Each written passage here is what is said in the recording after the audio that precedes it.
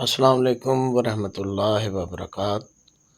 معزز ناظرین، یہ جو کلام ہم آج پیش کرنے جا رہے ہیں، اس کلام میں امیر المومنین امام علی علیہ السلام نے دنیا کو 3 مرتبہ طلاق دی ہے۔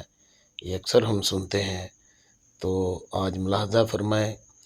زرار بن حمزہ الضبائی معاویہ کے دربار میں حاضر ہوئے تو اس نے امیر المومنین کے بارے میں دریافت کیا۔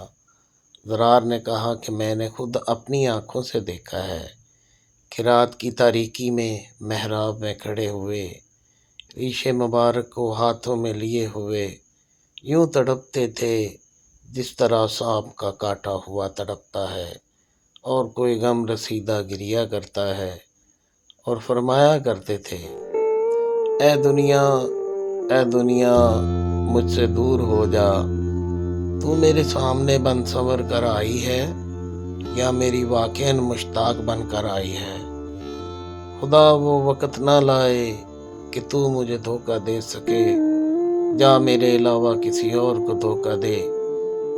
مجھے تیری ضرورت نہیں ہے، میں تجھے 3 مرتبہ طلاق دے چکا ہوں، جس کے بعد رجوع کا کوئی امکان نہیں ہے۔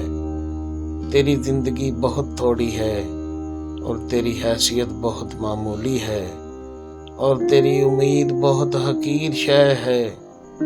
آہ زاد سفر کس قدر کم ہے، راستہ کس قدر طولانی ہے، منزل کس قدر دور ہے، اور وارد ہونے کی جگہ کس قدر خطرناک ہے۔